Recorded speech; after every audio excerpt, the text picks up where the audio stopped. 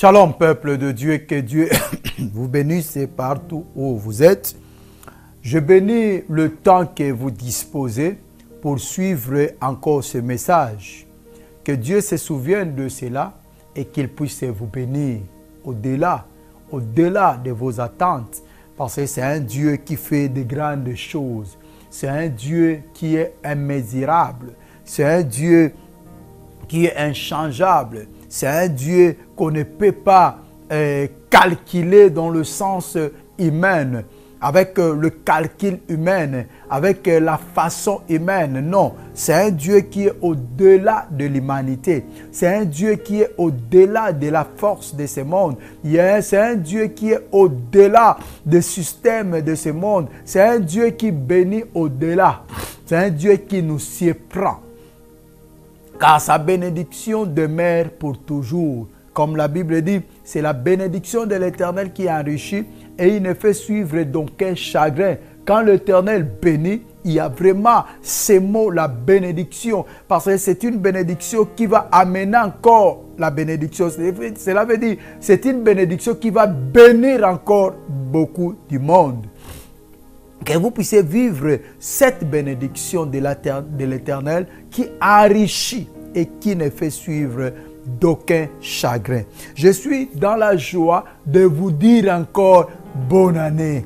Parce que nous sommes encore dans le début de l'année. Donc, nous continuons toujours à vivre la gloire de Dieu, à vivre la bonté de Dieu, à vivre l'amour de Dieu qui nous a permis, à vivre la miséricorde de Dieu qui nous a permis d'entrer dans cette nouvelle année. Que bonne année et bonne année encore. Nous continuons notre temps que nous partageons ensemble, le temps que nous nous réconfortons ensemble, le temps que nous nous mettons pour comprendre encore, au-delà de ce qu'on a compris, le mystère de Dieu, le mystère de la croix, la puissance de la croix, l'œuvre de la croix. Parce qu'on parle bien de la croix. On voit bien la croix. On voit que Christ était monté sur la croix. Comme j'avais dit, bien que beaucoup de gens commencent à chercher vraiment par tous les moyens comment démentir cette information. Ils cherchent par tous les moyens de dire aux gens de ne pas croire à ces choses comme si ça n'a jamais existé. L'objectif c'est quoi? Comme j'avais dit dernière fois, le diable avait compris quelque chose parce que pour lui, le fait que Christ soit crucifié, c'était fini, l'histoire était finie. Mais il s'est rendu compte que l'histoire est devenue encore plus. Est devenue encore plus. On parle encore plus de Christ. Il y a encore de grandes choses que Christ est en train de faire. Des miracles encore, comme il avait promis. Ceux qui croiront en moi feront encore plus de miracles de ce que je fais. Et le diable voit encore les miracles. Le diable voit encore des vies sauvées. Le diable voit encore perdre les gens. Il commence à chercher comme c'est le père des mensonges. C'est lui le créateur des mensonges. Il commence à chercher comment mentir aux gens. Comment dénigrer l'œuvre de la croix. Comment déstabiliser l'œuvre de la croix. Il cherche par tous les moyens. Il y a beaucoup de doctrines aujourd'hui qui parle de l'inexistence de la croix, que Christ Jésus n'était pas crucifié. Christ Jésus n'était pas, donc il n'a jamais existé. Parce que ils ont compris que la croix est en train de travailler. La puissance de la croix, le sang qui a été versé sur la croix, l'eau qui sortait de son corps, l'humiliation qui était là est en train de travailler dans la vie de ceux qui ont compris cette œuvre. Parce que c'est vraiment une œuvre, c'est vraiment quelque chose de spécial qui s'est passé sur la croix. Et en comprenant ces choses, c'est là qui va te pousser à comprendre la grandeur de la bénédiction de la croix. C'est là qui va te pousser à comprendre la libération totale qui était passée sur la croix. Car il y a eu un échange divin.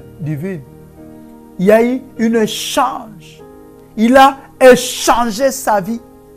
Il a pris nos vies malheureuses et il nous a donné sa vie de bonheur. La Bible déclare une chose. Maudit soit quiconque sera pendu sur le poteau. Maudit soit quiconque sera pendu sur le bois. Et lui, il a accepté de devenir malédiction pour que nous puissions devenir la bénédiction. L'œuvre de la croix. Il faut comprendre beaucoup de choses par rapport à cette œuvre pour vivre la puissance. Parce qu'il y a l'œuvre de la croix et la puissance de la croix. Il faut d'abord comprendre l'œuvre de la croix afin de vivre la puissance de la croix. On avait lu le dernier passage qu'on n'avait pas développé à cause du temps dans le livre des Rois 4. Parce qu'il y a beaucoup de chrétiens aujourd'hui. Il y a beaucoup de personnes qui prient. Il peut commencer à prier du matin au soir. Il peut commencer à jeûner du matin au soir. Ils vont dans des églises, mais ils ne sont pas bénis. Leur vie est tellement compliquée. Par ignorance, il y a même beaucoup qui disent c'est la volonté de Dieu. Je vis la volonté de Dieu. Qui t'a dit que c'est la volonté de Dieu? Parce que tellement de situations demeurent, tellement de situations durent, il y a même beaucoup qui commencent à normaliser la souffrance. Il y a même beaucoup qui commencent à normaliser la misère. Il y a même beaucoup qui commencent à normaliser des maladies. Il y a même beaucoup qui commencent à normaliser des choses anormaux. Par ignorance. Par ignorance. Parce qu'ils n'ont pas encore compris comment le système de Dieu fonctionne. Comment le temps de Dieu fonctionne. Souffrance éternelle, né dans la souffrance, grandi dans la souffrance, continue à vivre dans la souffrance. Et il y a certains chrétiens qui disent c'est la volonté de Dieu. C'est la volonté de Dieu. Mais comment tu sais que c'est la volonté de Dieu? Cet homme dans le livre de 2 Rois 4, c'était un prophète. On parle d'un prophète. Cela veut dire quelqu'un qui parlait de la part de Dieu. Mais un prophète malheureux. Sa femme vient vers Élisée. Et elle a dit à Élisée, ton serviteur, mon mari, 2 Rois 4, 1. Une femme parmi celles des fils des prophètes cria vers Élisée en disant, ton serviteur, mon mari, est mort. Pardonne-moi. Et tu sais que ton serviteur craignait l'Éternel. Or, le créancier est venu pour prendre mes 2 enfants et en faire ses esclaves. Élisée lui dit, que puis-je faire pour toi? Indique-moi ce que tu as à la maison. Elle répondit, ta servante n'a rien d'autre à la maison qu'un flacon d'huile. Il dit alors, va demander dehors. Va demander au dehors des récipients chez tous tes voisins. Des récipients vides et n'en demande pas un petit nombre. Ce qui m'intéresse, c'est le 1 et le 2. La Bible dit, cette femme vient déclarer que son mari qui était prophète est mort en laissant le dette. Bien aimé, chaque fois que je lis ces passages, ça me pousse dans la colère spirituelle. Cet homme était prophète, Élisée aussi était prophète. Et la femme vient déclarer ou vient se plaindre, vient pleurer devant un prophète pendant que son mari était prophète. Donc, ce que Élisée avait fait, son mari pouvait aussi le faire parce que c'était le serviteur de Dieu. Bien que tu me diras, chacun de nous a un don. Mais dans ce cas, vivre bien, vivre le bonheur de Dieu, ce n'est pas question de dons, mais c'est la question de principe. Ce n'est pas question de Dieu. Vivre la bénédiction, ce n'est pas question de dons, mais c'est question de principe. Et connaître le Dieu que tu serves. Connaître le Dieu que tu sers. C'est ça, vivre la bénédiction de Dieu. Ce n'est pas question de dons. Le miracle, ce n'est pas question exactement de dons. Ceux qui croiront à moi feront tout ce que je fais. C'est question de principe. Comprendre comment le système céleste fonctionne. Marcher selon le pas des systèmes célestes. Parce qu'il y a tellement la confusion. Et là, on peut dire, il n'avait pas de don. C'était un prophète. C'était un envoyé. C'est lui qui avait la bouche de Dieu. Mais quand on demeure dans l'ignorance et qu'on ne sait pas bien le Dieu que nous servons, ça nous fait rester dans ce genre de cas. C'est pour cela que nous voyons des chrétiens malheureux. Des chrétiens qui vivent dans la misère totale. Et pendant ce temps, ils continuent à dire, ah, c'est la volonté de Dieu. Ah, Dieu, il se plaint même. Bien-aimé, l'ignorance tue.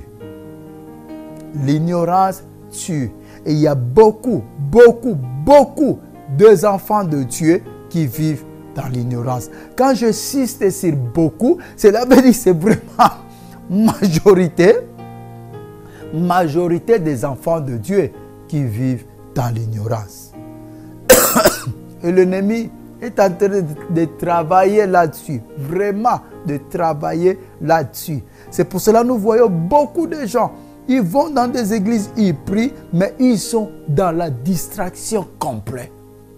Ils sont complètement en dehors de la parole.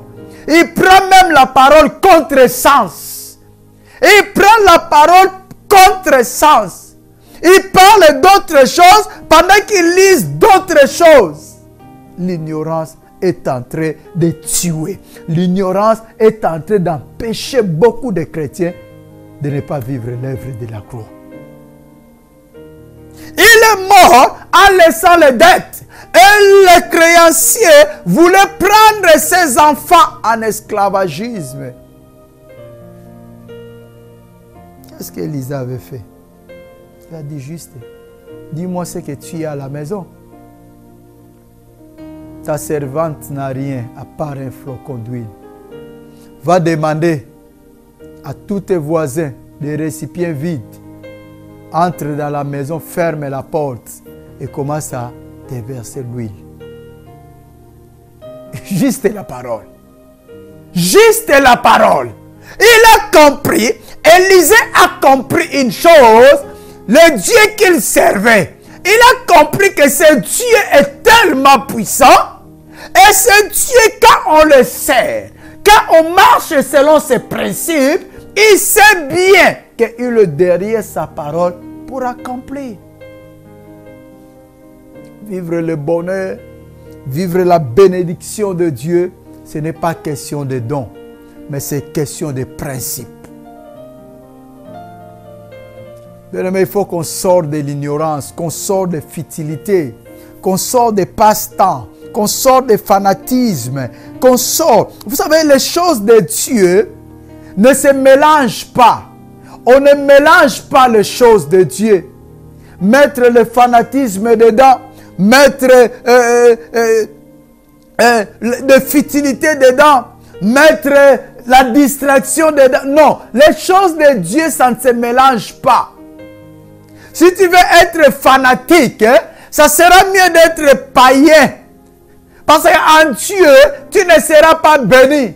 Si tu es fanatique des hommes, hein, tu ne seras pas béni. Les hommes vont t'aimer, les hommes vont t'apprécier, mais seulement tu ne seras pas béni. C'est pour cela que nous voyons des enfants de Dieu, 10 ans, 20 ans, 15 ans dans une église, mais ils continuent toujours à pleurer. Parce qu'ils vont dans des églises avec l'esprit du monde pour mélanger les choses.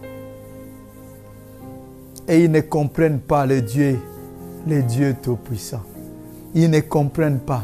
S'ils ne comprennent pas, comment ils vivront la bénédiction de ces dieux?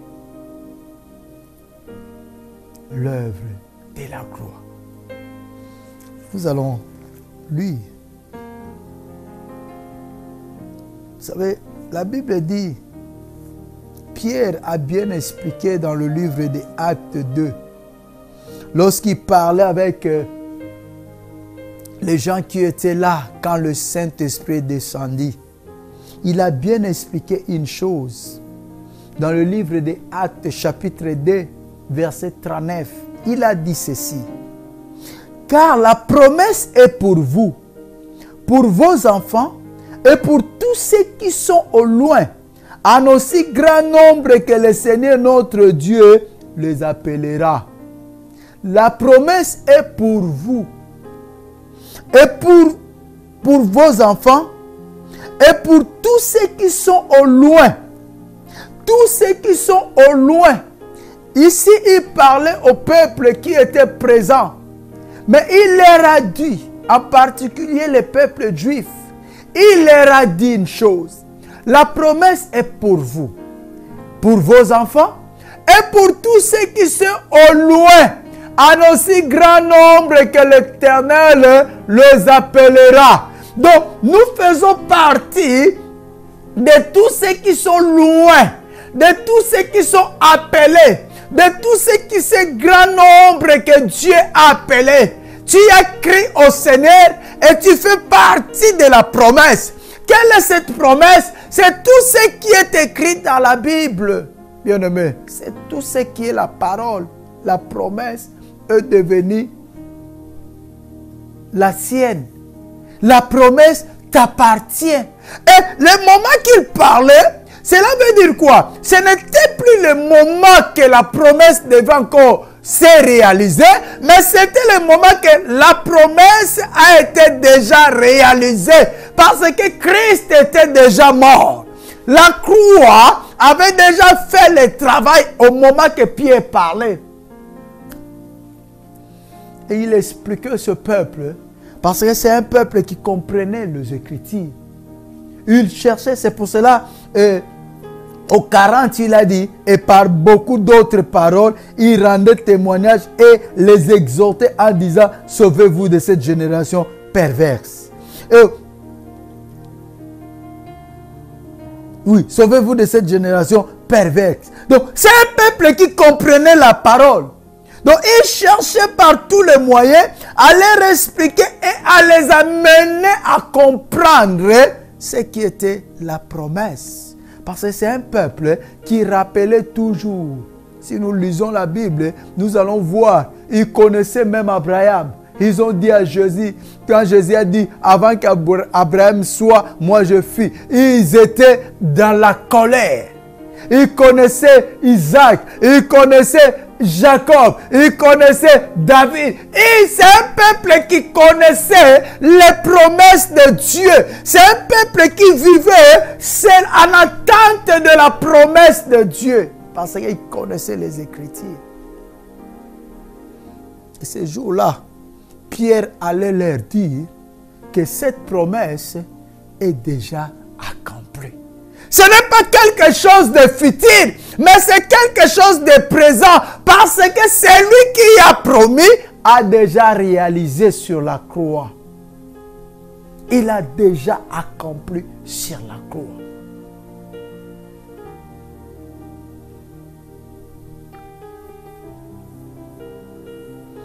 Sauvez-vous de cette génération perverse, bien-aimés.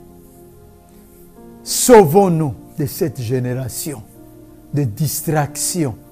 Cette génération, aujourd'hui, nous sommes plus animés par le fanatisme. Les gens qui vont dans des églises pour plaire aux gens, pour plaire aux pasteurs, pour plaire, je ne sais pas qui, aux prophètes, pour plaire aux autres. Ils vont dans des églises pour plaire aux gens et non pour chercher Christ. Non pour comprendre l'œuvre de la croix. Et pendant que tu plais aux gens, pendant que les gens t'acclament, ta vie n'avance pas. Tu ne vis pas la vie de Christ.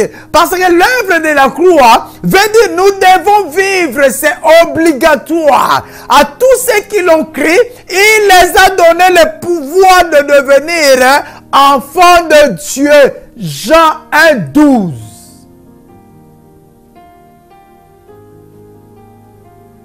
Ils les ont donné le pouvoir de devenir l'enfant de Dieu. Jean 1, 12. Mais à tous ceux qui l'ont reçu, elle a donné le pouvoir de devenir enfant de Dieu. À ceux qui croient en son nom. Tu crois au nom du Seigneur. Tu es un enfant de Dieu. Donc, un enfant, c'est celui qui vit le bonheur de ses parents.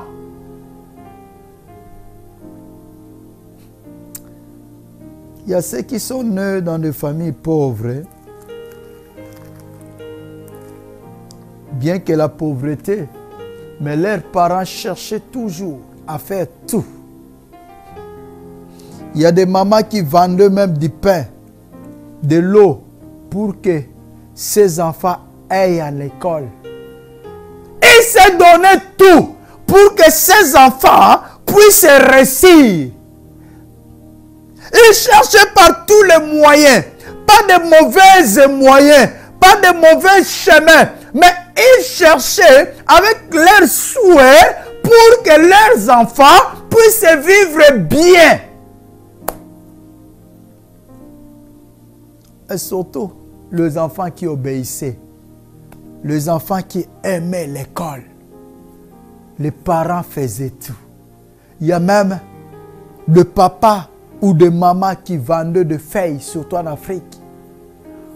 L'objectif, mon enfant, que mon enfant aille à l'école, que mon enfant puisse réussir sa vie. Il donne tout, il donne ses souhaits, il donne sa force, il donne tout ce qu'ils ont pour que leurs enfants puissent réussir. Et Jean nous dit, mais à tous ceux qui l'ont réussi, elle a donné le pouvoir de devenir enfant de Dieu. À ceux qui croient en son nom. Tu as reçu le Seigneur, bien-aimé. Tu l'as reçu. Dans ta vie, tu l'as reçu. Tu as reçu le Seigneur comme ton Seigneur et ton Sauveur. Tu as accepté Jésus-Christ comme ton Sauveur, ton Seigneur. Tu as accepté Jésus-Christ. Tu es un enfant de Dieu. Si nos parents,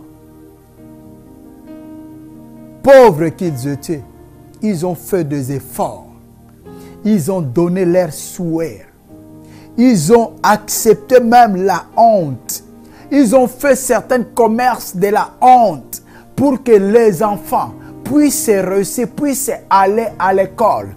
Ils ont montré le chemin du bonheur. À combien plus forte raison le Dieu Tout-Puissant? À combien plus forte raison le Dieu Tout-Puissant? Est-ce que tu as reçu Seigneur Jésus-Christ? C'est ça ma question d'aujourd'hui. Tu as reçu réellement le Seigneur Jésus-Christ? Si tu l'as reçu, alors commence à regarder ta vie. Est-ce que tu es un enfant de Dieu? Ce n'est pas que je vais t'amener en doute, non. Mais je veux que tu comprennes, que tu arrives à comprendre qu'un enfant de Dieu, un enfant de roi, Un enfant de Christ doit être puissant, fort, dans tout, bien-aimé, dans tout.